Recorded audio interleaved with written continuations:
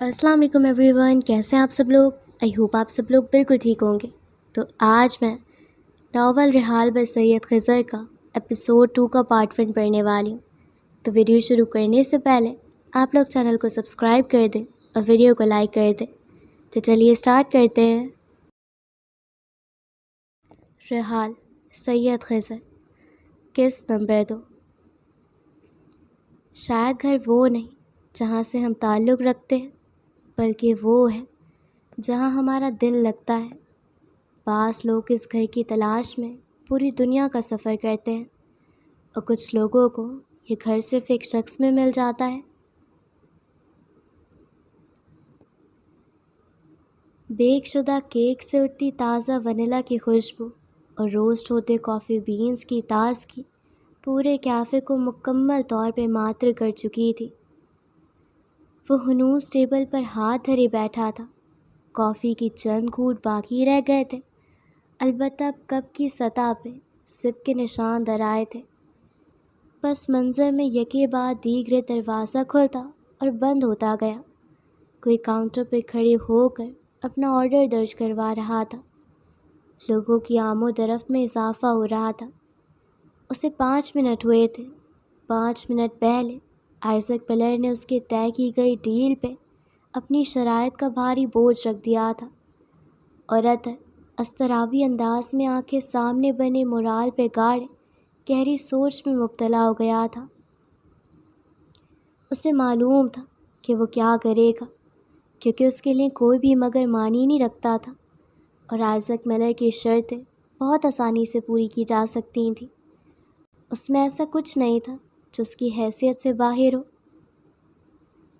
البتہ اس کا دماغ کسی اور پہلو کو سوچ رہا تھا۔ یہ وہ زاویہ تھا جو وقتاً فوقتاً اس کے ذہن کے پردے کو مصروف رکھتا تھا۔ وہ آئزک کے لیے بہت کچھ کر سکتا تھا، مگر کیا اسے کرنا چاہیے؟ وہ بہت کچھ کھو چکا تھا۔ کیا اسے اب واپس ہر چیز کو پانے کی، فکس کرنے کی کوشش کرنی چاہیے؟ بہت بار اس سوال کا جواب اس کے دل نے ہاں میں دیا تھا، مگر کچھ اوقات ایسے بھی تھے جن میں دماغ حاوی ہو جاتا تھا۔ کیا ہو اگر وہ کچھ ٹھیک نہ کر سکے؟ یہ سب جو وہ کر رہا ہے وہ رائے گا چلا جائے، پھر کیا ہوگا؟ کیا وہ اپنی تمام تر محنت کو ضائع کرنا افورڈ کر سکتا تھا؟ ہاں، وہ بہت سے لوگوں کے لیے بہت کچھ کر سکتا تھا، مگر کیا ہو اگر آخر میں آ کر ہر چیز بکھر کے ٹوٹ جائے؟ آنکھوں میں گردش کرتے پرندے اب تھک کے زمین پہ آ گئے تھے۔ آب سمندر چند لمحوں میں صحرائے عرب بن گیا تھا۔ بہت چیزیں اپنی معنی کھو دیتی ہیں، مگر کیا اس کو ابھی تک ان پرانی باتوں اور پچھتاوے ہول کر کے رکھنے چاہیے؟ اس نے سوچا۔ سورج کی کرنیں آسمان پہ تھم چکی تھیں اور بادلوں کے کوئی آثار نہ تھے، البتہ ہواؤں کا زور اب بھی کافی یخ تھا، جو ہراتے گاہک کے دروازے کھولنے سے اندر داخل ہوتی ہوا میں محسوس ہوتا تھا۔ اس کی کافی بھی ٹھنڈی ہو چکی تھی اور وقت بھی بہت تیزی سے گزر رہا تھا۔ اطہر نے اپنے ہاتھوں کو دھیرے سے حرکت دے کر واپس فون اٹھایا۔ غیر حاضر دماغ کے ساتھ پاسورڈ ڈالا، فون لاک کھولا۔ وہاں قریب ہی کہیں ہنری کا نمبر تھا۔ اس نے بنا سوچے کال کا نشان دبایا اور پھر فون کان سے لگایا۔ آنکھوں کو موند لیا۔ مورال سیاہ منظر میں اوجھل ہو گیا۔ سمندر صحرا، ہر چیز گم ہو گئی، صرف سناٹا باقی رہ گیا اور فیصلہ۔ چند رنگز کے بعد دوسری طرف سے فون اٹھا لیا گیا تو اطہر نے سلام دعا اور تمہید کو ترک کرتے صاف گوئی سے بات کی۔ مجھے ایک پرسنل کام ہے، اس نے دھیمی آواز میں بولا۔ کیفے میں خاموشی برقرار رہی۔ پرسنل کام؟ دوسری طرف سے کوئی مردانہ آواز آئی۔ ہاں، گھر کا کام ہے، ہینڈل کر لو گے؟ اس نے اسی انداز میں کہا۔ دوسری طرف سے جواب ہمیشہ کی طرح اس بات میں موصول ہوا۔ اس نے چند اور ہدایت دی۔ ہمیشہ کی طرح ہاتھ جھلا جھلا کر بات کرنے کی عادت غالب آ گئی۔ ٹھیک ہے، میں آفس میں آتا ہوں، پھر بات کرتے ہیں۔ چند منٹ بعد اس نے فون بند کر کے ٹیبل پر رکھ دیا۔ ٹیک لگا کر کافی کا کپ اٹھا لیا، لبوں سے لگاتے اس کو سونگھنے کی کوشش کی، مگر کافی اب باسی ہو چکی تھی۔ اس نے ایک گھونٹ میں اس کو ختم کیا۔ چند لمحے وہیں خاموشی سے کٹ گئے۔ دماغ کے پردے پہ اس کا چہرہ نمایاں ہوا اور پھر اس کی سرد آواز۔ اس نے کبھی آئزک کو اتنے خار سے بات کرتے نہیں سنا تھا۔ نظریں گھڑی پر جمائی، وقت دوڑ رہا تھا۔ نظریں گھما کر باہر کو دیکھا، کھڑکی سے باہر نظر گئی تو وہاں ایک پرندہ تھا جو باغ کے قریب بیٹھا ہوا تھا۔ اپنی چھوٹی سی چونچ سے گھاس سے کچھ چگنے کی کوشش کر رہا تھا۔ عطر کے لب ایک مسکراہٹ میں ڈھل گئے، البتہ یہ مسکراہٹ بھی ویسی تھی یاسیت زدہ، کیونکہ یہ مسکراہٹ عطر وحید کے چہرے پر تبھی نمایاں ہوتی تھی جب اسے احساس ہو جاتا تھا کہ شاید اس کے لیے کی جانے والی ہر چیز ورتھ اٹ ہو یا نہ ہو، وہ ویلڈ ضرور تھی۔ عطر کی نظریں اسی پرندے پر ٹھہری رہی تھیں۔ آنکھوں سے دہر کو پار کر کے وہ پرندہ اب حقیقی زندگی میں سانس لے رہا تھا، البتہ اب بھی اس کے پر بند تھے، وہ پرواز نہیں کر رہا تھا، اور عطر اسی انداز میں اطراف سے بے خبر اسے دیکھ کے مسکرا رہا تھا، اس سوچ میں گم کہ وہ کوکو تھا یا البیٹروس۔ یاسیت بھری مسکراہٹ میں زندگی کی درار پڑنے لگی تھی۔ وہ نظریں جھکا گیا، ٹیبل سے فون اور چابی کو اٹھایا، سن گلاسز کو سفید شرٹ کے درمیان ٹکا لیا۔ کاؤنٹر کے قریب آتے اس نے اپنی کافی کی ادائیگی کی، البتہ پیٹ خالی تھا۔ اسے احساس ہوا اسے کچھ کھا لینا چاہیے تھا، مگر اب وقت نہیں تھا۔ وہ چہرہ پلٹے دروازے کی طرف بڑھ گیا، نظریں بے ساختہ ایک بار اسی کھڑکی کے قریب باغ پہ گئیں، البتہ وہاں سے وہ پرندہ غائب تھا۔ عطر وحید کے دل کو ایک عجیب سا احساس ہوا۔ اس نے نظریں جھکا کر اپنی کلائی پہ بندھا سرمئی بینڈ دیکھا، اور پھر اس نے ہلکے سے سر کو خم کیا۔ نہ جانے کیوں کندھے ڈھلک گئے، ہاتھ دروازوں کو کھولنے لگا، اور آنکھوں میں موجود صحرا میں پانی کے چھوٹے چھوٹے فوارے واپس سے سمندر کو اس کی شکل دینے لگے۔ شاید یہ کہانی کبھی بھی اس کی نہیں تھی، اس نے سوچا۔ اس نے گاڑی کو ایک بٹن دبا کر ان لاک کیا، اور شاید اس کو اس بات کا افسوس بھی نہیں تھا۔ یہ کہانی اس کی نہیں تھی، وہ ایک قیدی تھا۔ وہ اس کے لیے ہمیشہ سب کچھ کر سکتا تھا، چاہے وہ غلط ہوتا یا پھر صحیح۔ وہ obsessed تھا ایک شخص سے۔ کیا obsessed ہونا غلط بات ہے؟ اس نے سوچا، اور پھر گاڑی کی طرف قدم بڑھائے۔ سرد ہواؤں کا جھونکا چہرے سے گزر کے باہر چلا گیا۔ اس کی عمر کے لوگ شادی شدہ تھے، بچوں کی پرورش کر رہے تھے، اور وہ ایک ایسے سیراب کے پیچھے تھا جس کا کوئی مستقبل نہیں۔ کیا وہ بیوقوف تھا یا نا سمجھ، یا پھر بس ایک شخص جو obsessed ہے، ایک شخص جو اس کی کتاب کی آدھی کہانی ہے، مگر جس کی کہانی میں وہ صرف ایک لمحہ ہے۔ مگر اسے کوئی شکوہ نہیں تھا۔ وہ گاڑی میں بیٹھ گیا۔ آج ایک مصروف دن تھا۔ عطر نے دور نظریں دوڑائیں جہاں پہ سڑک کا سلسلہ ختم ہوتا تھا۔ یہ کہانی کبھی بھی اس کی نہیں تھی، یہ ہمیشہ سے آئزک ملر کی کہانی تھی۔ 2 دن قبل۔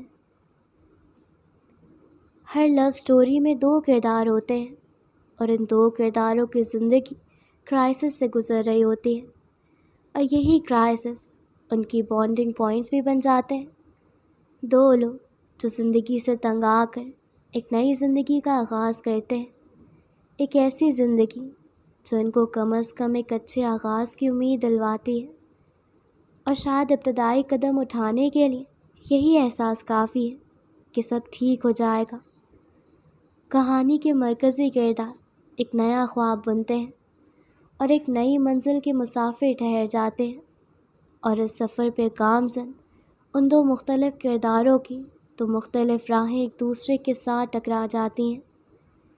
کمرے کا بے ترتیب ماحول اس کی آنکھوں کو چبھ رہا تھا، جگہ جگہ ادھ کھلی چیزیں پڑی تھیں، اور وہ بستر پہ ساکن بیٹھا ہوا تھا۔ کان سے لگے فون کی دوسری طرف ہنوز گھنٹی بھی بج رہی تھی۔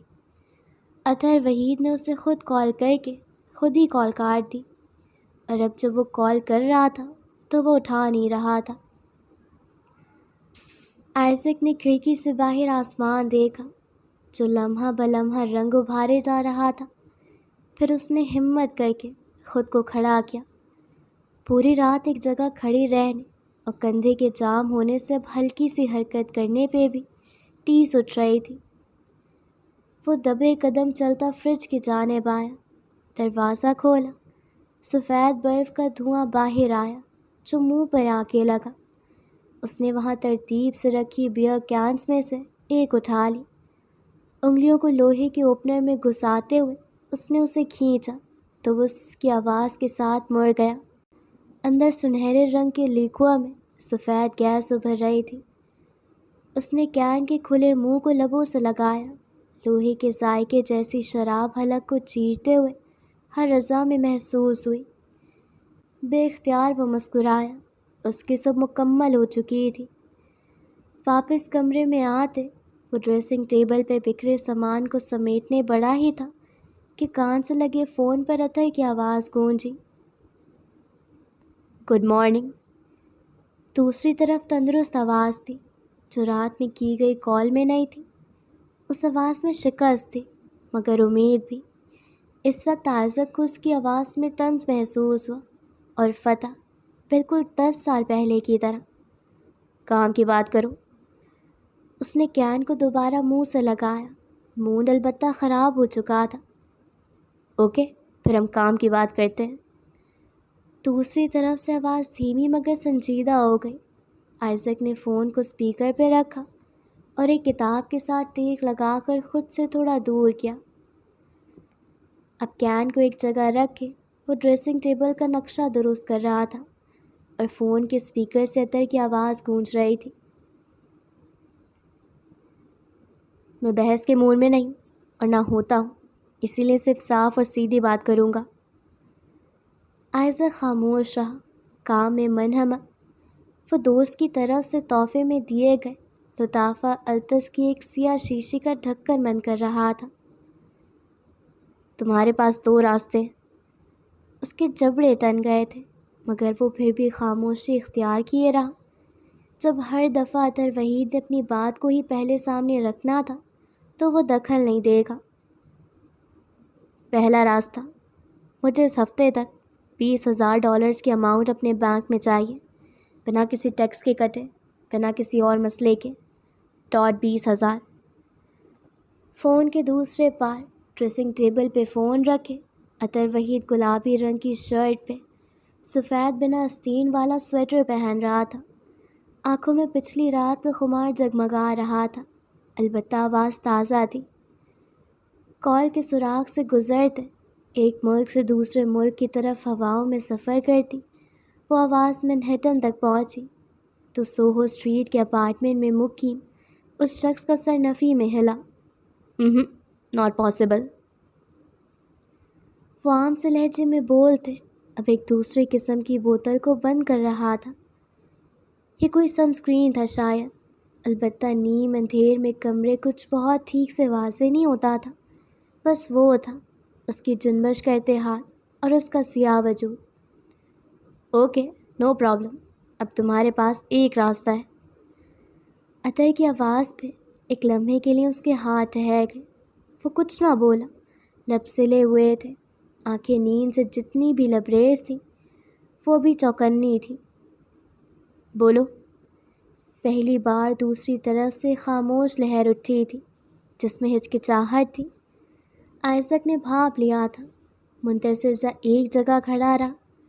سوکھا تولیہ بھی اسے اسی انداز میں دیکھے گیا، بے جان، بے زبان۔ منہٹن سے 1 وے ٹکٹ بک کرواؤ، کینیڈا آ جاؤ میرے پرسنل شیف کے طور پہ۔ تم میرے لیے کھانا بناؤ اور میں تمہیں گھر دوں گا۔ یہاں تم جو جاب کرنا چاہو وہ کرو، میرے پرسنل شیف بننے پہ کوئی رعایتی سیلری نہیں ہے۔ تم میرے شیف ہو اور میں تمہارا لینڈ لارڈ۔ منہٹن کا گھر ویسا ہی رہے گا، البتہ جب تک تم اسے خرید نہیں سکتے تم یہاں رہو گے میرے گھر میں، as long as it takes. یہ میرا آخری فیصلہ ہے اور تمہارے لیے واحد راستہ ہے۔ اطہر وحید خاموش ہو گیا۔ آئزک ملر کا گھر بھی سناٹے میں ڈوب گیا۔ اوہ، اس کے لبوں سے بے اختیار نکلا۔ اس نے سر اٹھا کر اپنا غیر واضح عکس شیشے میں دیکھا۔ مدھم نیلی آنکھوں میں کچھ ابھرا تھا۔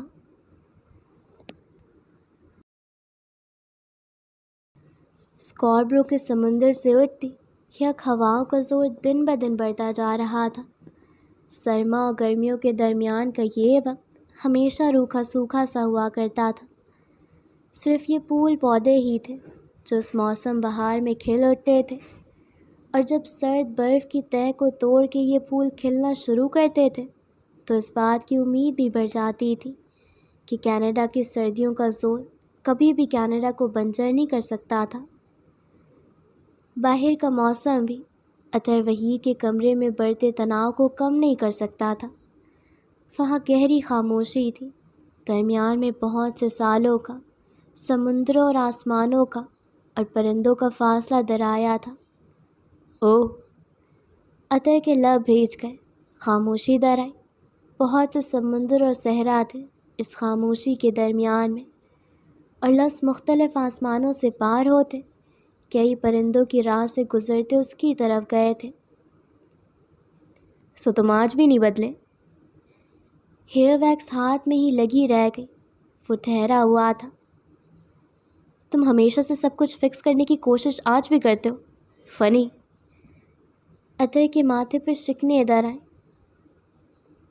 تم نے میرا اپارٹمنٹ نہیں بیچا، میں مگر تم بیچ دو گے اگر میں تمہیں اس ہفتے تک $20,000 ادا کر بھی دوں۔ تم کوئی نیا مسئلہ نکال لو گے۔ آئزک کی آواز اس کے کانوں میں اب مدھم نہیں رہی تھی، شور بڑھتا جا رہا تھا۔ تم تب تک مجھے سکون کا سانس نہیں لینے دو گے جب تک تم کامیاب نہ ہو جاؤ، جب تک میں کینیڈا نہ آ جاؤں۔ اطہر نے کچھ بولنا چاہا مگر لبوں نے ساتھ نہیں دیا۔ آئزک کے لفظ گھاؤ دے رہے تھے مگر وہ ہر تکلیف کو سہ لے گا، اس کی یکسوئی نہیں توڑ سکتا۔ 4 ماہ سے پیسوں کا یہ چکر کبھی بھی پیسوں کا نہیں تھا۔ تمہیں ہمیشہ سا میرا ویک پوائنٹ چاہیے تھا جو تمہیں مل گیا۔ اطہر نے سر کو ہلکے سے نفی میں جنبش دی مگر آئزک اپنی روح میں بولے گیا، البتہ اس کی آواز بالکل سنسان سی تھی، ایسے جیسے اس آواز میں کوئی احساس واضح نہیں ہو رہا ہو۔ وہ غصے میں ہے یا خفگی میں، سب اس کی گہری کھائی سے آتی جیسی آواز میں دب کر رہ گیا تھا۔ تم ہمیشہ سے یہی کرتے آئے ہو اور ہمیشہ یہی کرو گے۔ تم ہمیشہ سب کچھ فکس کرنے کی کوشش کرو گے۔ میں فکس کرنے کی کوشش نہیں کر رہا مگر اطہر، میری بات مکمل نہیں ہوئی۔ آئزک کے لفظوں نے اسے بالکل ساکت کر دیا۔ ہاتھوں اور گردن کے بال اٹھ گئے۔ اس نے کبھی اطہر سے اس لہجے میں بات نہیں کی تھی۔ تم ہمیشہ یہی کرتے آئے ہو اور یہی کرو گے کیونکہ اطہر وحید سے کبھی غلطی نہیں ہو سکتی۔ دی گریٹ تھراپسٹ اطہر وحید تو لوگوں کو ان کی غلط اور صحیح بتاتا ہے، وہ خود کیسے غلط ہو سکتا ہے؟ وہ اس کو ایک بار پھر گنگ کر گیا۔ آئزک نے کبھی اس سے اتنے لفظ نہیں بولے تھے، اور جب بولے تھے تو وہ دل کے قریب حبس کر رہے تھے۔ اور اطہر وحید کو جب ریئلائز ہوا کہ اس نے ایک انسان کی زندگی کو تباہ کر دیا تو وہ اب اسے فکس کرنے کی کوشش کر رہا ہے۔ نائس۔ اطہر کے کندھے ڈھلک گئے، دماغ 10 سال پیچھے جانے لگا۔ ٹھیک ہے، گڈ۔ میری زندگی تمہارے بغیر بہت پرسکون اور اچھی ہے اطہر۔ مجھے نہ تمہاری سوری کی ضرورت ہے نہ تمہیں کچھ فکس کرنے کی ضرورت ہے۔ اپنے مریضوں کے پاس جاؤ، انہیں تمہاری زیادہ ضرورت ہے۔ لیو اینڈ لیٹ می لیو۔ میں تمہیں بول چکا ہوں کہ وہ سب 10 سال پرانی بات ہے۔ نہ مجھے اب تم سے کوئی سروکار ہے نہ تمہیں ہونی چاہیے۔ میری زندگی مکمل ہے، اس میں دخل مت دو۔ اطہر کے جبڑے تم گئے۔ 2 دن ہے تمہارے پاس۔ میں منہٹن میں اپنی محنت سے بنائی گئی زندگی نہیں چھوڑوں گا اطہر۔ I said you have 2 days۔ تم جانتے ہو تم مجھے ڈکٹیٹ نہیں کر سکتے۔ مجھے 2 دن میں وہ جواب چاہیے جو مجھے مطمئن کرے گا۔ وہ اس کی بات بنا سنے فون پہ گرفت مضبوط کے سپاٹ لہجے میں بولے گیا، کیا چاہتے ہو تم؟ فون کی دوسری طرف سے آتی آئزک کی آواز میں ایک گہری سانس خارج کرنے کا عنصر بھی موجود تھا۔ اطہر کچھ کہتے کہتے رک گیا۔ ماتھے پہ ابھری رگیں نرم پڑ گئیں، بالکل یکدم۔ اس نے دھیرے سے آنکھیں بند کی، ایک سانس اندر کھینچی۔ سندل کینڈل کی خوشبو ناک کے نتنوں میں گھس کے حواسوں پہ سما گئی۔ منہٹن کو ڈیلیٹ نہیں کروں، پاز کر دوں، یہاں آ جاؤں۔ ایک وقفہ در آیا۔ میں وہاں آ کر کیا کروں گا؟ میرے دوست یہاں ہیں، میری جاب یہاں ہے، میری لائف یہاں ہے۔ کینیڈا میں میرا کچھ نہیں۔ میں ہوں، اطہر بلا توقف بولا۔ دوسری طرف سے آئزک استہزائی انداز میں ہلکا سا ہنسا۔ تم میرے کیا لگتے ہو اطہر؟ نتھنگ۔ بہت عرصے پہلے سب ختم ہو چکا ہے، اب کچھ بھی باقی نہیں ہے۔ میرے لیے تو نہیں ہوا۔ وہ آنکھوں کو آئینے پہ اپنے وجود میں گاڑے بولا۔ تم موو آن نہیں کر رہے، میں کر گیا ہوں، اس لیے میرا اب تم سے کوئی تعلق نہیں، نہ ہو پائے گا۔ میری زندگی میں اب نئے لوگ ہیں، نئی چیزیں اور نئے خواب ہیں۔ میری زندگی میں تو ابھی بھی وہی لوگ ہیں جو پہلے تھے، وہی چیزیں اور وہی خواب ہیں جو ہمیشہ سے تھے۔ اس نے محسوس بھی نہیں کیا، مگر اطہر وحید کی آنکھیں سرخ ہو رہی تھیں۔ اور پھر تم نے سب تباہ کر دیا تھا، وہ دھیرے سے بولا۔ ایک خاموشی پھر درمیان آڑے آ گئی۔ میں سب فکس کرنا چاہتا ہوں آئزک، وہ اتنی ہلکی آواز میں بولا کوئی سرگوشی کی ہو۔ میں جانتا ہوں۔ اطہر نے آنکھیں موند لی۔ پھر بھی نہیں سمجھ رہے، وہ بولا تو آواز خستہ ہو گئی۔ تم نہیں سمجھ رہے اطہر، تم اتنے بڑے تھراپسٹ ہو، تم پھر بھی نہیں سمجھ رہے۔ زندگی ایسے نہیں چلتی، میں اور تم، ہم دونوں کی دو مختلف زندگیاں ہیں، اور اس میں کوئی برائی نہیں۔ تمہیں مجھ پہ ہولڈ آن نہیں کرنا چاہیے، کیونکہ میں نے 10 سال پہلے بہت مشکلوں سے، بہت سی چیزوں کو اپنی زندگی سے دھکیل کر ایک نئی زندگی تعمیر کی ہے۔ اطہر کچھ نہ بول سکا۔ آئزک اسی ہلکی نرم آواز میں بولے گیا۔ اطہر کچھ نہ بول سکا۔ وہ کیا بولتا؟ کچھ لوگوں کو کچھ چیزیں سمجھانا ممکن نہیں ہوتا۔ اور اس زندگی میں تم کبھی بھی نہیں تھے اطہر۔ میں تم سے بہت عرصے تک خفا تھا، مگر اب نہیں ہوں، کیونکہ میری زندگی اب تم سے کنیکٹڈ نہیں ہے۔ تم کیا کرتے ہو اس سے مجھے کوئی سروکار نہیں ہے، کیونکہ تم میری زندگی کا حصہ نہیں ہو۔ آئزک کی ایک لمبی سانس لینے کی آواز اسے بظاہر سنائی دی۔ اس نے آنکھیں کھولی تو کناروں پہ پانی جمع تھا۔ وہ اس سے نہیں بول رہا تھا، اپنے عکس سے بول رہا تھا۔ تم آج بھی اسی گھر میں رہتے ہو جہاں میری چیزیں موجود ہیں، کہ تمہیں ان چیزوں کو دیکھ کر میری یاد نہیں آتی؟ وہ بہت امید سے بولا تھا، جیسے وہ دوسری طرف سے اپنے دل کے سکون والے جواب کی توقع کر رہا ہو۔ میں نے وہ چیزیں ایک عرصہ ہوا اٹسی پہ بیچ دی ہیں۔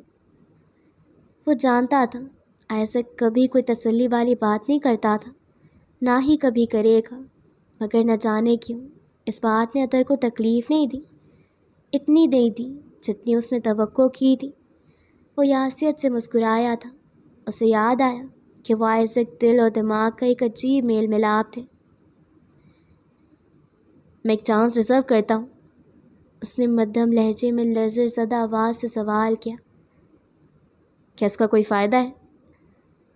میں فائدے کے لیے کچھ نہیں کرتا آئزک، اونچی آواز میں بولا۔ آئزک سانس بھر کے رہ گیا۔ میں وہاں قید ہو جاؤں گا، میرا سب یہاں ہے، میری زندگی یہاں ہے، میں وہاں کیا کروں گا؟ میرے پاس وہاں آنے کی کوئی بھی وجہ نہیں ہے، میں تمہارے لیے اپنی لائف نہیں چھوڑ سکتا۔ اطہر نے سمجھ کر سر ہلایا۔ تم یہاں اب بھی وہ کر سکتے ہو کیا؟ دوسری طرف سے ناسمجھی سے پوچھا گیا۔ جو تم 10 سال پہلے کیا کرتے تھے؟ آئزک سر ہلا کر رہ گیا۔ میں نے کہا نا کہ میری زندگی 10 سال پہلے جیسی نہیں ہے، نہ میں اس کو ویسی بنانا چاہتا ہوں۔ پلیز مجھے فورس نہ کرو، اپنی زندگی جیو اور مجھے میری جینے دو۔ اطہر نے ہلکے سے ہاتھ اٹھا کر بالوں میں جل لگایا۔ تمہارے پاس 2 دن ہیں۔ وہ انگلیوں کو بالوں میں پھیرتے ہیئر ویکس کو بکھیر رہا تھا۔ ہم واپس سے اسکوائر ون پہ کیسے آ گئے؟ ابھی اتنی لمبی تقریر کی ہے میں نے، تم سمجھتے کیوں نہیں ہو؟ سختی سے بول دیا، نرمی سے بول دیا۔ اب میں تمہیں بلاک کر رہا ہوں، مجھے اپنی زندگی میں داخل کرنے کی کوشش مت کرو۔ اطہر نے بے نیاز سا برش بالوں میں پھیرنے لگا، فون کو واپس ٹیبل پہ رکھ دیا۔ 2 days. تمہیں سائیکالوجی کی ڈگری کس ان پڑھ نے پکڑا دی ہے؟ علاج کرواؤ اپنا. میلو ڈرامیٹک بریٹ. اور پھر ٹھک سے فون رکھ دیا گیا. ایک لمحہ گزرا، دوسرا لمحہ گزرا، تیسرے لمحے پر اتھر نے نظریں فون کے جانے بڑھائیں. پھر اسی انداز میں موبائل کھولتے ہوئے اس نے واٹس ایپ دیکھا تو وہاں آئزک کی تصویر غائب ہو چکی تھی. اس نے اطمینان کے ساتھ فون واپس رکھ دیا. تمہیں معلوم ہے جو زیادہ سوچتا ہے اس کو ایموشنلی ڈسٹرب کر دیا جائے تو وہ ہمیشہ وہی کرتا ہے جو آئزک ملر 2 دن بعد کرنے والا تھا. نہیں معلوم نا؟ اطہر وحید کو معلوم تھا. بھورے بالوں کو سیٹ کرتے ہوئے اسے روبی کی کئی بات یاد آئی کہ جو وہ کر رہا ہے وہ کئی معنوں میں غلط ہے، اور ایسے آئزک کو وہ خود سے دور کر رہا ہے. شاید اس نے صحیح کہا تھا، اور شاید جو وہ سمجھ رہا تھا آئزک وہ نہ کرے. شاید وہ کبھی کچھ فکس کرنے کا موقع بھی کھو دے. شاید اس کی تھیوری کی سرے سے غلط ہو. وہ کہانی کا مرکزی کردار نہیں تھا. اسے نہیں معلوم تھا کہ ہیرو اور ولن بننے کے لیے کیا کرنا ہوتا ہے. نہ اسے یہ معلوم تھا کہ اس کا دیا گیا جذباتی دباؤ آئزک پہ مثبت یا منفی اثر اندوز ہو رہا ہے. وہ اس کی کہانی کا کردار نہیں تھا. مگر کیا ہوا؟ فون لمحے بھر بعد خود ہی بجھ گیا. اس نے فون کی جانب نظر دوڑائی. وہ بہت چیزوں کو بہت سے غیر اخلاقی اور غیر مناسب انداز میں لے کر چل رہا تھا. وہ 10 سال پہلے بھی یہی کر چکا ہے. ہر چیز جانتے بوجھتے بھی اس نے کندھے اچکا دیے. کیا تاش کے پتوں میں سب سے طاقتور بادشاہ ہوتا ہے؟ نہیں، سب سے طاقتور ہمیشہ سے ایسا اسپیڈز ہوتا ہے. اطہر وحید اپنا کام کر چکا تھا، ہے اور ہمیشہ رہے گا.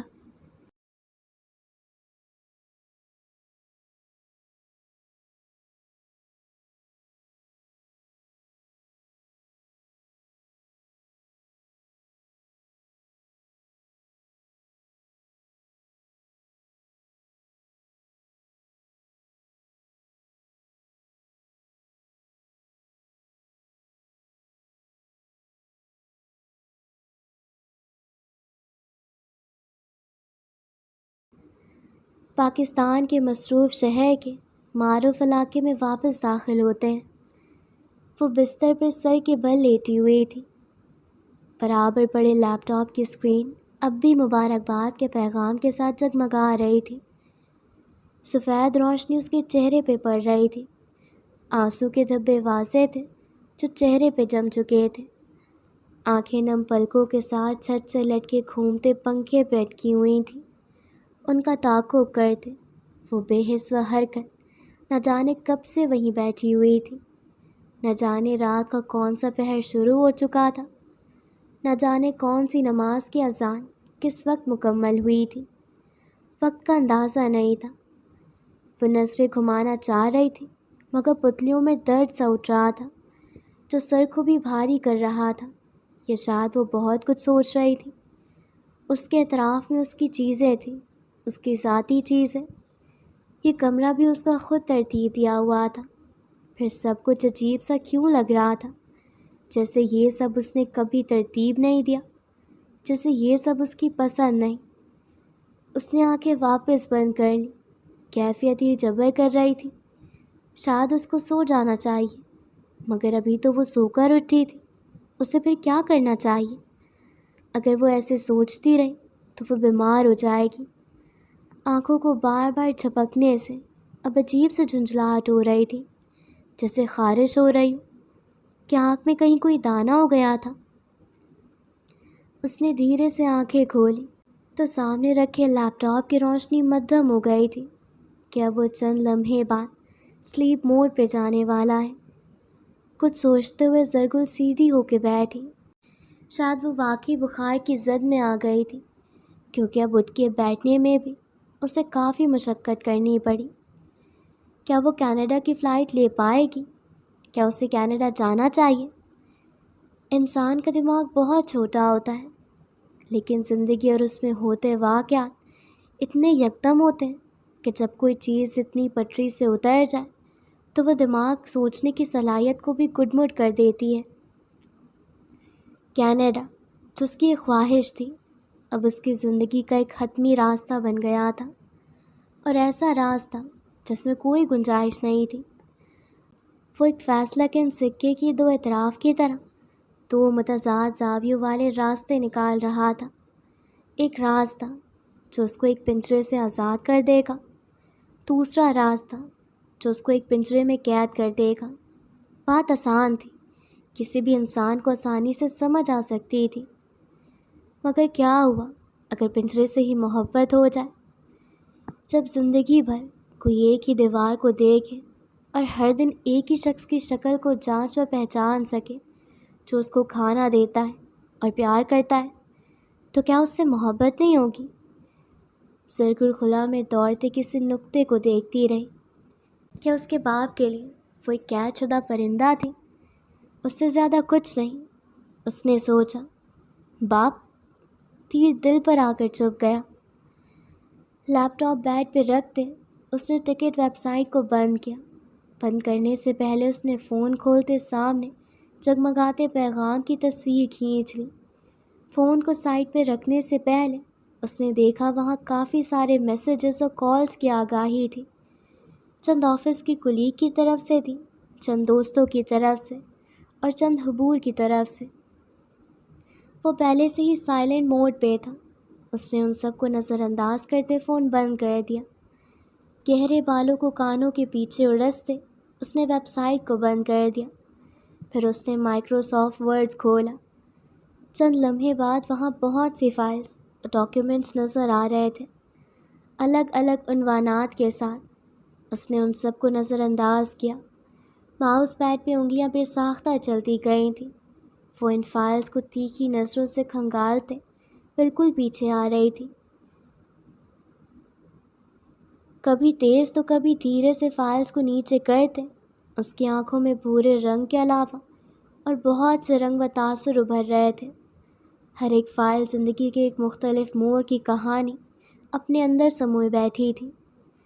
اسے آج نہ جانے کتنے عرصے بعد احساس ہوا تھا کہ وہ ورڈ ڈاکیومنٹ پہ اپنی زندگی کا کتنا وقت گزار چکی ہے، یہاں کیا کیا سنبھال کے رکھا ہوا ہے، کیا کیا لکھ چکی ہے جس کو وہ لکھ کر بھول گئی ہے، سوائے ایک چیز کے۔ بالکل نیچے تک آ جانے پہ بالآخر اسے ایک کنارے پہ وہ فائل مل گئی۔ لبوں کے کنارے مسکراہٹ میں بھی ڈھل نہ سکے۔ بھوری آنکھوں میں سفید رنگ پڑنے سے سنہری لکیریں پڑ گئیں۔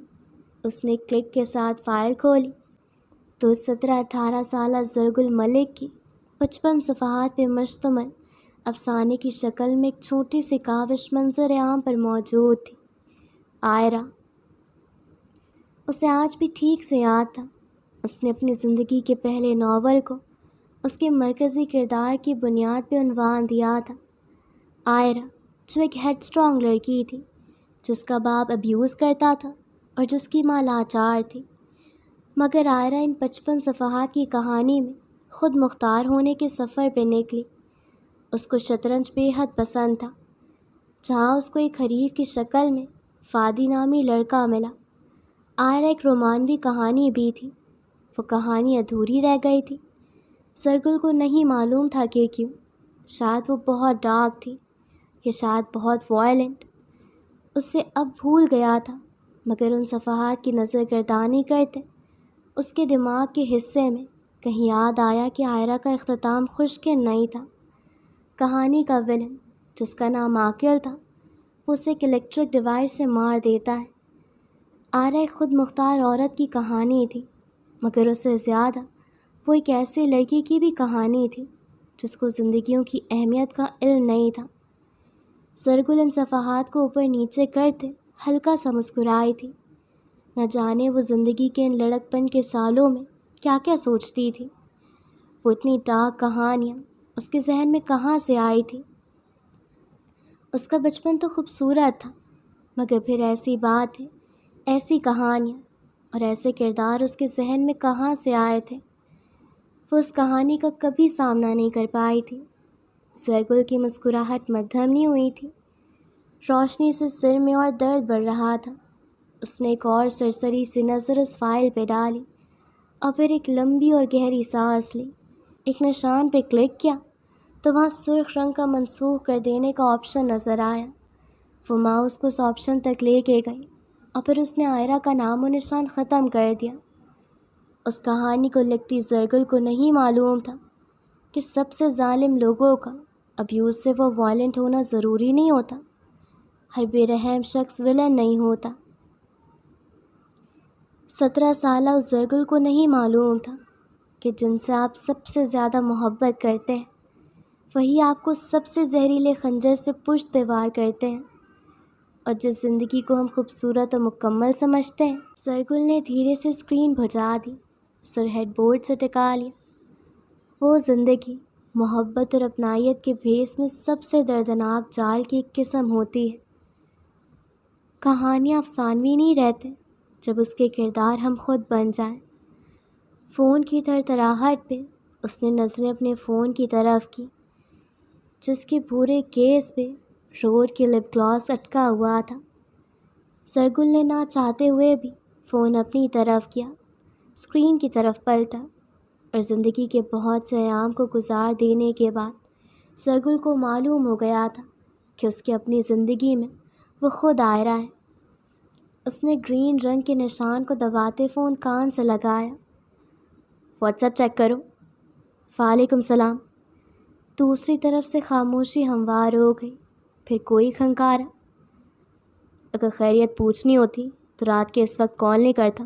فون چیک کرو زرگل۔ فون سے ابھرتی آواز کو سنتے وہ اداسی سے مسکرا دی، بالوں میں انگلیاں پھیرتے سوال کیا، کیوں؟ جو تمہیں چاہیے تھا وہ بھیج دیا ہے، البتہ اے آئی کا استعمال کر کے آواز صاف کرنے کی کوشش کی ہے۔ اگر تمہیں جنرل میمو چاہیے تو بتا دینا۔ زرگل خاموش ہو گئی تھی، ہر طرف خاموشی تھی۔ اے سی سے ابھرتی آواز بھی کانوں کو سن کر چکی تھی۔ اس نے نظر جھکا کر اپنے لیپ ٹاپ پہ دیکھا، جہاں اندھیرے کے سوا کچھ نہ تھا۔ پھر دوسری طرف موڑا تو وہاں رول ہوئے چند کاغذات موجود تھے، ان پہ ربر بینڈ لگا ہوا تھا اور وہ ٹیبل کے ساتھ ترچھے ہوئے رکھے تھے۔ اٹ واز ہم، wasn't it؟ آواز میں خستگی در آئی۔ اب تم کیا کرو گی؟ دوسری طرف سے شخص نے اس کی بات کا جواب نہیں دیا، دینے کی ضرورت نہیں تھی۔ زرگل نے کسی ٹرانس کی کیفیت میں نظریں دیوار پہ ٹنگی وال کلاک پہ ڈالی، جہاں 8:30 کے ہندسے سوئی کے پیچھے چھپے ہوئے تھے۔ مجھے اوریجنل میمو بھی بھیجو، باقی میں دیکھ لوں گی۔ اس نے کن پٹی کو سہلایا جہاں کی کھال گرم ہو رہی تھی۔ صابر، تھینک یو۔ شہزاد ہولڈنگ سے بیر نہیں لینا، وہ ہم سے اوپر ہیں۔ اس بات کو اپنے اور زبان کے درمیان ہی سیٹل کرو۔ اور ہاں، بیسٹ آف لک آگے کے لیے۔ اگر تم چاہتی ہو کہ میں تمہیں کہیں ریفر کر دوں تو مجھے ایک ای میل کر دینا۔ Would love to help. Zargul دھیان سے اس کی بات سنے گئی۔ نہیں، میں کچھ اور سوچ رہی ہوں، مگر اس کے لیے شکریہ۔ فاس بڑھتے رہ گئی، نظریں واپس طے شدہ کاغذات پہ جا ٹھہری۔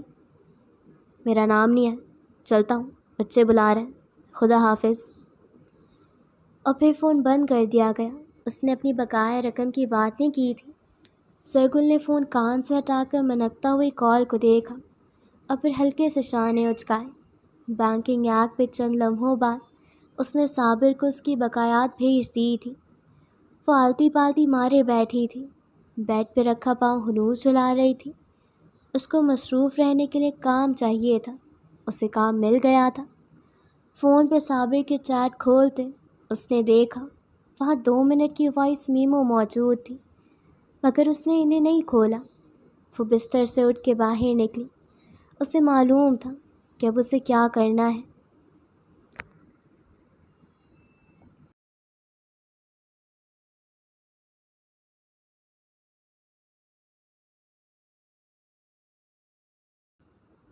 اس کے پاس تکون ٹرے کا سیٹ تھا، جس میں تکون پلیٹوں اور پیالے تھے۔ بہت عرصے پہلے جب وہ پہلی مرتبہ برطانیہ گئی تھی تو وہاں سے لے آئی تھی، کیونکہ اسے ان برتنوں کا ڈیزائن بے حد منفرد لگا تھا۔ البتہ سال گزرتے گئے اور ان 6 پیالیوں، پلیٹس اور 2 ٹرے میں سے صرف اور صرف ایک ٹرے باقی رہ گئی تھی۔ ڈائننگ ٹیبل پہ اس ہلکی گلابی رنگ کی ٹرے کو رکھ کے وہ ان پہ بنائے گئے گلابی کپ کیک سجا رہی تھی۔ قطار در قطار ہر کیک کو رکھتے اس کے لبوں پہ ایک پراطمینان مسکراہٹ تھی۔ پورے اپارٹمنٹ میں ونیلا کی خوشبو پھیلی ہوئی تھی۔ بالکنی سے خشک ہوا کے جھونکے اس کے بالوں کو ارد گرد سے اپنے حصار میں لے رہے تھے، مگر اس کے ہاتھ اتنے مصروف تھے کہ وہ لمحے بھر کو ٹھہر کے اپنے بالوں کو پیچھے بھی نہ کر پائے۔ گلابی کیکس ایک دوسرے کی ہم شکل تھے، ہلکے براؤن رنگ کے کیک جن کے اوپر گلابی فراسٹنگ ورل ہو کے بنائی گئی تھی اور ان کے اوپر رنگ برنگے اسپرنکل چھڑکے گئے تھے۔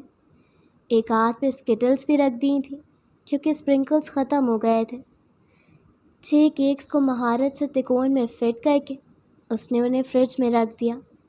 پھر فرصت ملی تو بالوں کو ٹھیک کیا، نظریں گھڑی پہ اٹھائیں تو وہاں 7 بجنے کو تھے۔ پھر اس نے قدم اٹھاتے رخ باتھ روم کی طرف کر لیا، اپنے کپڑوں کو دیکھا، پھر سوچا کہ نماز کا انتظار کر لینا چاہیے یا ابھی ہی چلی جائے۔ منہ ہاتھ دھوتے اس نے اپرن کو سٹینڈ پہ ٹنگایا، بالوں کو ایک کیچر میں قید کرتے اس نے کپڑوں سے میدے کو جھاڑا، آئینے میں شکل دیکھی۔ گول چھوٹا سا چہرہ تھکا ہوا لگ رہا تھا، ماتھوں پہ شکنیں تھی، مگر اس سے پہلے حبور کے سامنے کی لٹ میں ایک سفید بال نظر آ گیا تھا۔ اس نے مسکراتے ہوئے اس کو توڑنے کے بجائے مانگ کے پیچھے چھپا لیا تھا، پھر ایک سفید دوپٹے کو اپنے گرد لپیٹا۔ پرفیوم کے 1-2 پف چھڑکے کمرے سے باہر آئے۔ سارے کا سارا گھر بکھرا ہوا پڑا تھا، مگر اس سب کے انجام میں البتہ اس کی محنت سے بنائے کیکس فریج میں سلامت تھے۔ وہ واپس آ کر سب سیٹ کر لے گی۔ ابھی وہ خوش تھی کہ اس نے کیکس بنا لیے تھے۔ وہ خوش تھی۔ طاہرانہ نظر کاؤنٹر پر سے لے کر کچن پر ڈالتے اس نے ہر چیز کا معائنہ کیا کہ اس نے کیا چیز کہاں سے نکالی ہے، تاکہ اسے یاد رہے کہ اس نے ان چیزوں کو واپس کہاں کہاں رکھنا ہے۔ اکثر اوقات وہ بھول جاتی تھی کہ وہ کس چیز کو کہاں رکھ کے بھول گئی ہے، مگر اب سب درست تھا۔ اس نے کیکس بنانے تھے اور اس نے کیکس بنا لیے تھے۔ کی ہولڈر سے گھر کی چابی نکالتے اس نے انہیں اپنی کرتی کے جیب میں ڈال لیا اور پھر احتیاط سے فریج کا دروازہ کھولا کہ کہیں اندر رکھے کیکس خراب نہ ہو جائیں۔ اس نے جھک کر ٹرے کو دیکھا، سامنے کے دانت واضح ہوئے۔ وہ بیوقوفوں کی طرح مسکرا رہی تھی۔ نہیں، بیوقوفوں کی طرح نہیں، اس نے کیکس بنائے تھے، وہ کامیاب ہو گئی، وہ خوش تھی۔ پھر اس نے دونوں ہاتھوں سے ٹرے پکڑی، انہیں دھیان سے باہر نکالا۔ فراسٹنگ اب جم کر ٹھہر گئی تھی، ایسے کہ اب وہ پگھلے گی نہیں۔ سب درست تھا۔ اس نے اپارٹمنٹ کی بتیاں چلتی رہنے دی۔ یہ کیکس دے کر وہ فوراً واپس آ جائے گی، پھر وہ نماز پڑھے گی اور پھر کینیڈا کے بارے میں چند چیزوں کو دیکھے گی۔ سرگل کو بھی کال کرنی تھی، مگر وہ خوش تھی کیونکہ اس کے کیکس بکھرے نہیں تھے۔ چھوٹی سی لابی کو پار کرتے اس نے وہاں کی لائٹ بھی جلا دی تھی۔ مغرب کا وقت تھا اور اندھیرے میں اضافہ ہو رہا تھا۔ وہ قدم قدم چلتے دروازے تک آ رہی تھی، مسکراتے لبوں اور پرسکون اعصاب کے ساتھ۔ دروازے پہ اکثر 2 لاک ہوتے تھے، ایک پن کوڈ ہوتا ہے اور دوسرا ہینڈل والا۔ حبور نے پن کوڈ ڈالی، ایک ہاتھ تکون ٹرے سے ہٹ گیا۔ اب اسے بس ہینڈل دھکیل کر دروازہ کھولنا تھا اور پھر 2 قدم پہ ہمسایوں کا گھر تھا، وہ یہ کر سکتی تھی۔ پن کوڈ انٹر کرتے اس کے ہاتھ ڈگمگائے۔ اسے احساس نہیں ہوا کہ ان پہ پسینہ جما رہا ہے۔ بیپ کی آواز کے ساتھ لاک پٹ گیا۔ اس کے دماغ میں خیال گزرا کہ اسے کیک کو خالی شوراک میں رکھ دینا چاہیے، مگر اس نے سر جھٹک دیا۔ وہ رزق کی بے ادبی کرنی چاہتی تھی۔ ایک ہینڈل ہی تو تھا، وہ اسے کھول سکتی تھی، اتنا مشکل کام تو نہ تھا۔ اس نے ڈگمگاتے ہاتھ پہ قابو پانا چاہا، مگر وہاں کلائی پہ زور پڑ رہا تھا۔ زخم میں یکدم درد اٹھنے لگا۔ اس نے سوچا یہ وہ ہاتھ سے ٹرے کا تبادلہ کر لے، مگر ایک ہینڈل ہی تو تھا۔ حبور اتنا سا کام تو کر سکتی تھی، ایک ہینڈل ہی تو تھا۔ اس نے لمبے سے لاک شدہ ہینڈل کو اوپر اٹھایا، وہ بآسانی سے اٹھ گیا، مگر اس نے ہلکے سے ہاتھ کو دوسری طرف دھکیلنے کی کوشش کی تاکہ ہینڈل دیوار کے سوراخ سے نکل جائے۔ وہ صرف ایک لمحہ تھا جب اس کی کلائی کی رگ یکدم کھنچ گئی تھی۔ ہاتھ میں ٹھہرے پسینے نے تکون ٹرے کو گرفت سے آزاد کر دیا۔ ایک معمولی سی آواز کے ساتھ ٹرے زمین پہ گری تھی۔ تمام گلابی کیکس ادھر ادھر بکھر گئے، ان کے اوپر رکھی فراسٹنگ الگ ہو گئی، تمام سپرنکلز بکھر گئے۔ حبور کے جسم سے جان ڈھیلی پڑ گئی، پشت دیوار سے جا لگی۔ دیوار کے سہارے وہ شل کھڑی رہ گئی تھی۔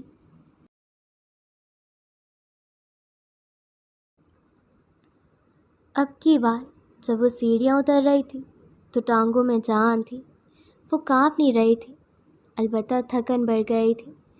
دن گزر گیا تھا، مگر جب سب کچھ ایک ہی دن میں ختم ہونا تھا تو پھر مکمل طور پہ ختم ہونا چاہیے۔ وہ ایک کے بعد ایک قدم لیتے نیچے اتر رہی تھی۔ ماحول میں ٹھہراؤ اور سناٹا در آیا تھا، جیسے کسی روح کا بھی سایہ نہ ہو، البتہ بتیاں جلی ہوئی تھیں۔ اس نے نظریں ادھر ادھر گھمائیں مگر کوئی نظر نہ آیا۔ شاید بابا کمرے میں چلے گئے ہوں گے، اس نے سوچا تھا۔ بابا؟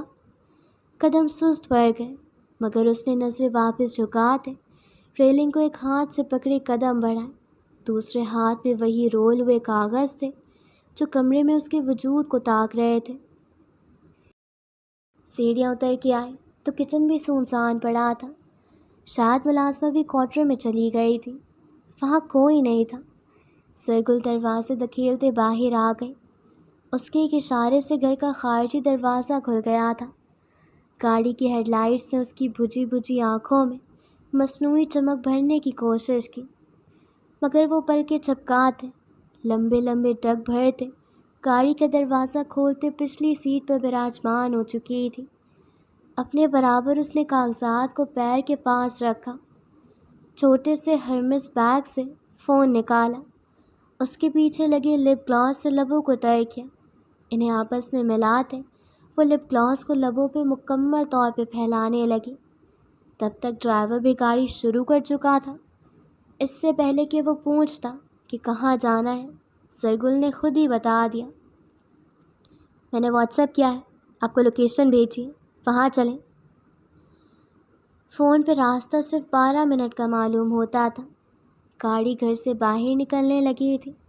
ایک ثانیے کے لیے زرگل نے گاڑی کا شیشہ نیچے کرتے گھر کے دوسری منزل پہ ان کا کمرہ دیکھا۔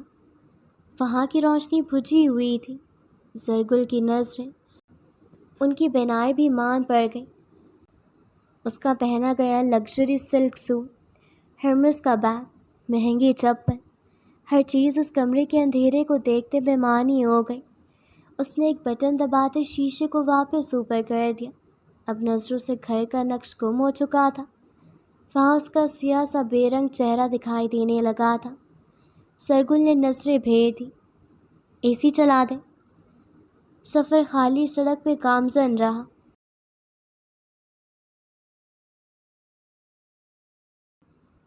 گاڑی چلاتے وہ مختلف لین بدل رہا تھا، بار بار خود کو متوجہ کرنے کی کوشش پیسوں جا رہی تھی۔ اسٹیئرنگ وہیل پہ جمے ہاتھوں کی پشت پہ پسینے کی بوندیں ٹھہری ہوئی تھیں، البتہ گاڑی کے اندر اے سی کا درجہ 4 پہ تھا۔ اسے اپنے کپڑوں میں شدید گرمی کا احساس ہو رہا تھا۔ ہر طرف عجیب سی چبھن تھی جسے وہ تکلیف کا نام نہیں دے پایا۔ وہ بس گاڑی چلاتا رہا کہ کسی طریقے سے وہ کلینک پہنچ جائے۔ تم ہمیشہ سب فکس کرنے کی کوشش آج بھی کرتے ہو، فنی۔ دماغ اور دل کے بہت سے حصوں کو وہ اس کمرے میں ہوئی گفتگو سے باہر کھینچ لایا تھا، مگر ایک حصہ جو سب سے کمزور تھا وہ اس کی کہیں باتوں کو سر پہ ہتھوڑے کی طرح ری پلے کر رہا تھا۔ تم ہمیشہ یہی کرتے آئے ہو اور یہی کرو گے، کیونکہ اطہر وحید سے کبھی غلطی نہیں ہو سکتی۔ دی گریٹ تھراپسٹ اطہر وحید تو لوگوں کو ان کی غلط و صحیح بتاتا ہے، وہ خود کیسے غلط ہو سکتا ہے؟ اس نے سر جھکاتے ہوئے پریشانی مسلی۔ اسے کلینک پہنچنا تھا، مگر وہ بات ہے۔ اس نے سر جھٹکنا چاہا، مگر وہ الفاظ دل پہ چھپ گئے تھے کسی ٹیٹو کی طرح۔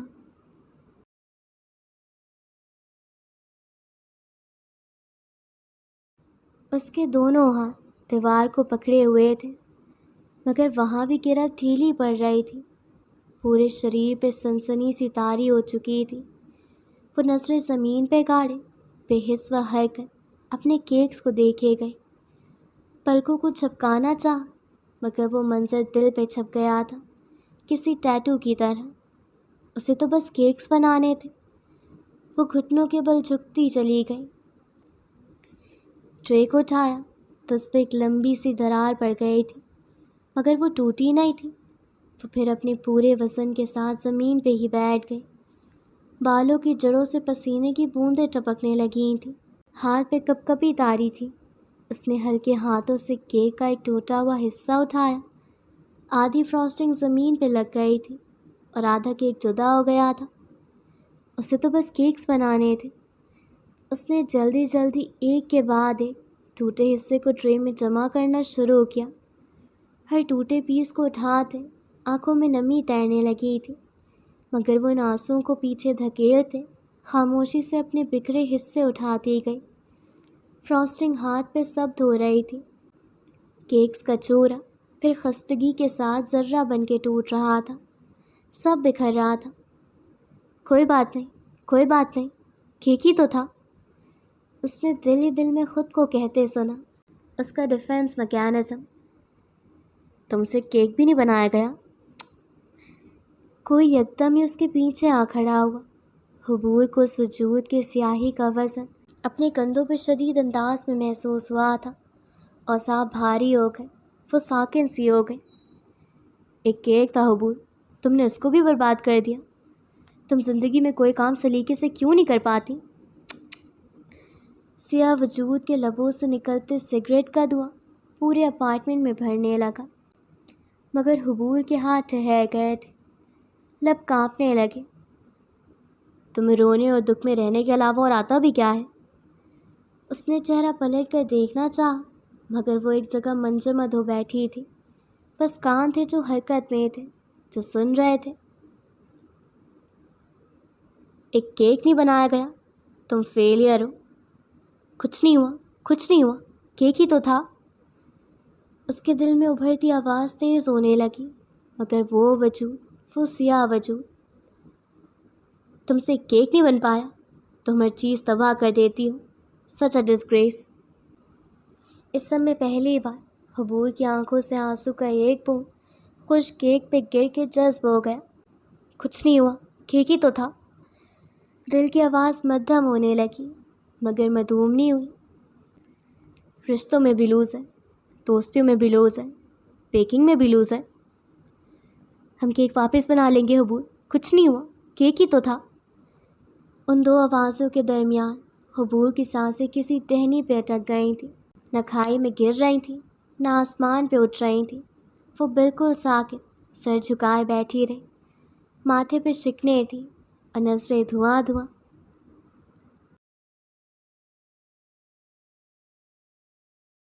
گاڑی کی رفتار اب ہلکی ہو گئی تھی مگر اطہر کا دل اسی رفتار سے تیز تیز دھڑک رہا تھا، جیسے وہ اس گاڑی کو کلینک نہیں پہنچا پائے گا، جیسے اس کا درمیان میں کہیں ایکسیڈنٹ ہو جائے گا۔ اور اطہر وحید کو جب ریئلائز ہوا کہ اس نے ایک انسان کی زندگی کو تباہ کر دیا تو وہ اب اسے فکس کرنے کی کوشش کر رہا ہے۔ نائس۔ اس نے یکدم بریک پہ پاؤں رکھا، اتنے جھٹکے سے کہ وہ سیٹ بیلٹ کے باوجود بھی آگے کو آیا۔ گاڑی کے ٹائر بالکل رک گئے۔ اس نے سیٹ بیلٹ کو ہک سے جدا کیا، نظریں اوپر اٹھا کر آسمان کو دیکھا، آنکھوں میں سرخی بڑھنے لگی تھی۔ اپنی زندگی جیو اور مجھے میری جینے دو۔ سر اٹھا کر اوپر دیکھنے سے کچھ فائدہ نہیں ہوا تھا۔ اس نے ہاتھ کا مکہ بناتے ہوئے دل کے مقام پہ گھونسا مارا، منہ سے خراش نما کھانسی باہر نکلی اور پھر وہ ایک کے بعد ایک سانس کے ساتھ کھانستے چلا گیا مگر دل کی رفتار ویسے ہی تھی، تیز، اتنی تیز کہ پورے جسم چلنے لگا تھا۔ اس نے ٹائی ڈھیلی کی، شرٹ کے اوپری بٹن ایک جھٹکے سے کھولے، گردن سہلائی۔ میلو ڈرامیٹک بریٹ۔ اطہر نے آنکھیں بند کر لی، دماغ کو سکون دینا چاہا مگر کوئی چیز اثر نہیں کر رہی تھی۔ کیونکہ میری زندگی اب تم سے کنیکٹڈ نہیں ہے، تم کیا کرتے ہو اس سے مجھے کوئی سروکار نہیں، کیونکہ تم میری زندگی کا حصہ نہیں ہو۔ اس نے آنکھیں کھولی تو منظر دھندلا رہا تھا۔ اس نے شیشے نیچے کیے، ہوا کا ذریعہ کھولا، وہ سفوکیٹ ہو رہا تھا۔ تم میری زندگی کا حصہ نہیں ہو۔ وہ ایک اور بار کھانسا، پھر ساختہ ہاتھ برابر پڑی بوتل کی طرف گیا۔ ڈھکن کھولتے اس نے پانی منہ سے لگایا، آنکھیں بند کر لیں۔ وہ اتنی طاقت سے بند کی گئی تھی کہ آنکھوں کے کنارے سے پانی بہہ کر گردن کے قریب گم ہو گیا۔ تم میری زندگی کا حصہ نہیں ہو۔ پانی گھونٹ گھونٹ حلق میں اترتا چلا گیا تھا۔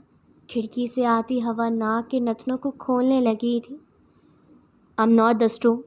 اس نے منہ کھولا۔ I am the sky۔ الفاظ خود بخود لبوں سے نگلنے لگے۔ The panic will pass۔ وہ بلند آواز میں کہہ رہا تھا۔ کھائی سے آتی ہوئی آواز اس کے کانوں میں بھی باز گشت کر رہی تھی۔ As the waves roll by۔ وہ ٹھہر ٹھہر کر وہی منترا دہرا رہا تھا جسے بچپن میں ان پینک اٹیکس میں مدد کرتے تھے۔ وہ اتنے سالوں بعد بھی ان 4 سطروں کو پڑھ رہا تھا۔ آج بھی پڑھ رہا تھا، ہر گزرتی سانس کے ساتھ، ہر اٹھتے شور کے ساتھ اس کے لب ہل رہے تھے۔ I'm not the storm، I'm the sky۔ The panic will pass just as waves roll by۔ وہ بار بار یہی حروف دہرا رہا تھا۔ آنکھوں میں پانی جمع ہوا تھا اور گلا رند رہا تھا، مگر وہ ان الفاظ کو دہراتا گیا تھا۔ The panic will pass، the panic will pass۔ آواز لمحہ لمحہ ہلکی ہوتی جا رہی تھی۔ I am okay، I am okay۔ وہ دل کے مقام پہ ہاتھ رکھے ہنوز سر جھکائے ہوئے تھا۔ پانی کی بوتل نے شرٹ کا اوپری حصہ نرم کر دیا تھا۔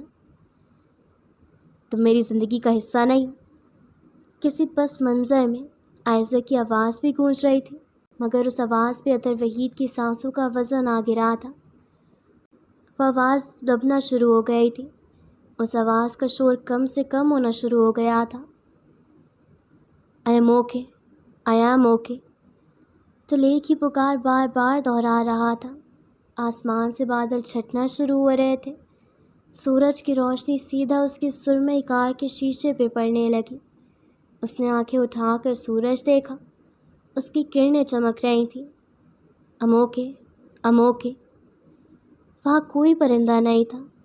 کینیڈا کی سڑک پہ اس کی گاڑی یوں ہی بے جان کھڑی تھی، جس کے اندر وہ بے جان سی حالت میں بیٹھا ہوا تھا۔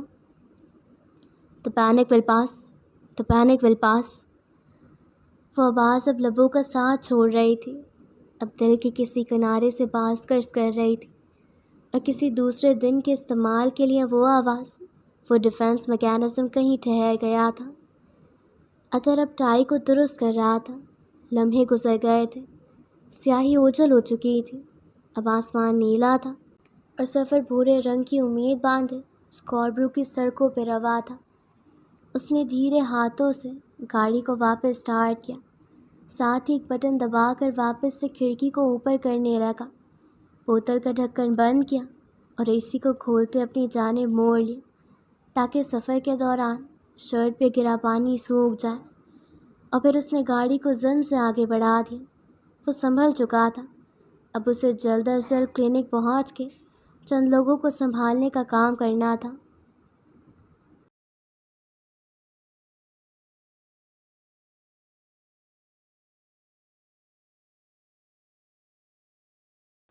اب جیسے پورا جسم مفلوج ہو گیا تھا۔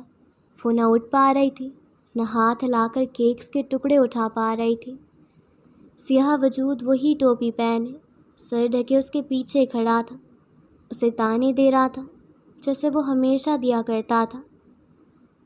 آج اگر بابا یہاں ہوتے تو وہ آج بھی یہی کہتے کہ حبور کو اتنے سالوں بعد بھی کوئی کام ڈھنگ سے کرنا نہیں آیا، وہ کبھی گرون اپ ہو ہی نہیں سکتی۔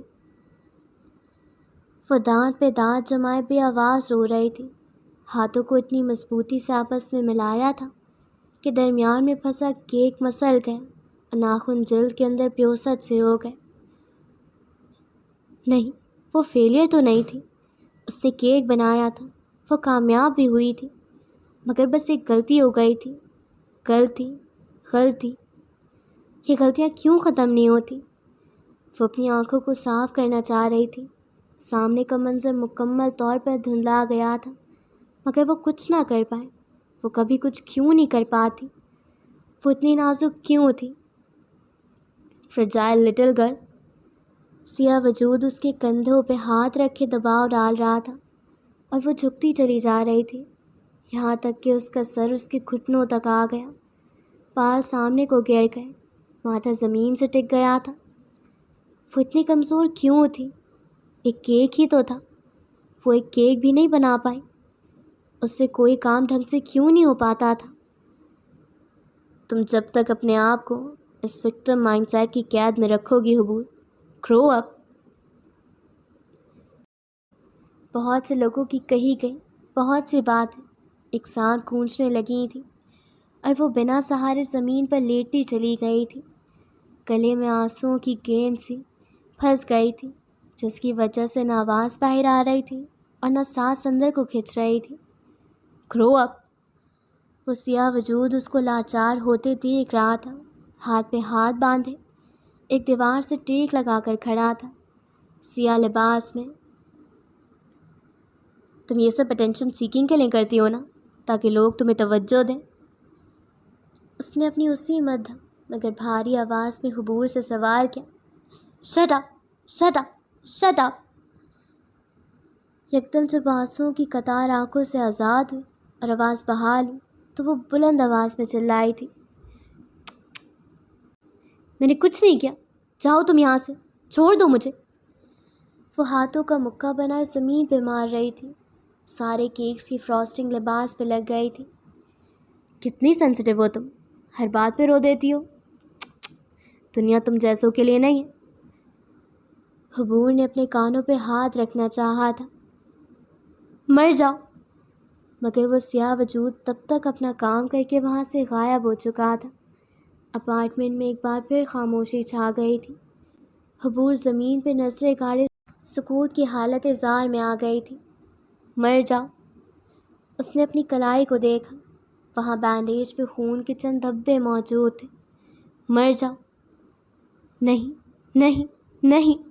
اس نے بہت دور سے اس کو آواز دی تھی، مگر وہ اپنی کلائی کو دیکھے گئی۔ تم ایک نئی زندگی شروع کرنے جا رہی ہو حبور؟ نہیں، اب نہیں۔ کلائی میں درد کی لہر درائی تھی، مگر وہ ویسے ہی لیٹی رہی۔ تم کینیڈا جا رہی ہو حبور، سب ٹھیک ہو جائے گا، ڈونٹ گیو اپ، پلیز، نہیں۔ دل کے کسی کنارے سے اسے کسی کی آواز محسوس ہوئی تھی۔ وہ آواز اس کی خود کی تھی، معصوم سی ہلکی پھلکی آواز، جس میں سورج کی بھوری کرنوں کا عنصر موجود تھا۔ تم بیسٹ ہو حبور، اور اگر تمہیں لگتا ہے کہ تم نہیں ہو تو just give it a time. تم بیسٹ ہو، تم بہتر ہو، اور سب بہتر ہو جائے گا۔ You are fine. اس آواز میں امید تھی، مگر وہ امید بہت چھوٹی تھی۔ حبور کی نظریں کلائی پر تھیں کہ اس کا دوسرا ہاتھ اسی پٹی تک آیا جہاں ٹیپ لگا ہوا تھا۔ مر جاؤ۔ نہیں حبور، تم جینے کے قابل ہو۔ لرزتے ہوئے ہاتھوں سے اس کی انگلیاں ٹیپ کا سرا ڈھونڈ رہی تھیں۔ وہ بالکل خواص باختگی سے اپنی کلائی کو دیکھ رہی تھی، اور پس منظر میں وہی آواز گونجنے لگی۔ مر جاؤ۔ نہیں حبور، سب ٹھیک ہو جائے گا۔ اس نے ٹیپ کا سرا ڈھونڈ لیا تھا۔ وہ دھیرے دھیرے کر کے ٹیپ کو پٹی سے جدا کرنے لگی تھی۔ ہر لمحے کے ساتھ ساتھ کلائی کا درد بڑھتا جا رہا تھا، مگر وہ اس پٹی کو جدا کرنا چاہتی تھی۔ اسے مر جانا چاہیے تھا۔ یہ دنیا، دیکھ دنیا اس کی، ہم کیک واپس بنا لیں گے حبور۔ حبور کے ہاتھ یکدم ٹھہر گئے۔ یہ آواز مختلف تھی۔ یہ اس کی آواز نہیں تھی۔ اس نے پلٹ کر دیکھنا چاہا۔ یہ اس کی آواز نہیں تھی، پھر کس کی تھی؟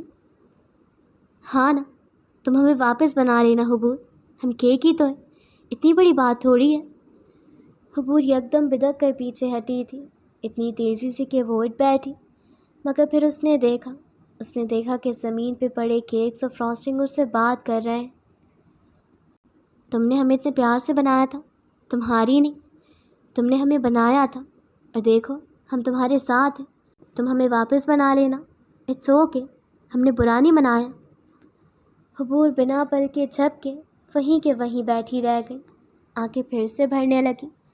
وہ کیک اس کو دلاسا دے رہے تھے، وہ کیک اس سے خفا نہیں تھے، وہ کیک اس سے باتیں کر رہے تھے۔ ہاں، وہ کیک اس سے باتیں کر رہے تھے۔ وہ جلدی سے آگے آئے اور کیک کے ٹکڑے کو ہاتھ میں اٹھا کر آنکھوں کے نزدیک کیا۔ وہ کیک مسکراہٹ کے ساتھ حبور کو دیکھ رہا تھا۔ "You are too cute, don't cry". حبور بالکل ساکت سے اس کو تکے گئی تھی۔ پنک فراسٹنگ والا وہ بکھرا ہوا کیک چھوٹی سی مسکراہٹ دبائے اس کی چمکتی آنکھوں کے ساتھ دیکھ رہا تھا۔ "کیا میں واپس کامیاب ہو سکتی ہوں؟" اس کے لبوں سے سرگوشی میں آواز نکلی تھی۔ "تم ہمیشہ کامیاب ہوتی ہو حبور، تم بیسٹ ہو۔ اب ہمیں دوبارہ سے بنا لو، کوئی بات نہیں، ہم نے برا نہیں منایا"۔ حبور نے نظریں اٹھا کر اپنی ادھ کھلی پٹی کو دیکھا جو لٹک رہی تھی۔ اس نے کیک کو گود میں رکھا، انگلیاں واپس پٹی پر جم گئیں۔ "تم زندگی جیو اور کیکس بناؤ حبور، کیونکہ تمہارے کیکس بیسٹ ہوتے ہیں"۔ اس نے مسکراتے ہوئے ایک دوسرے کیک کو دیکھا جو اسے بھی مسکراتے ہوئے کہہ رہا تھا۔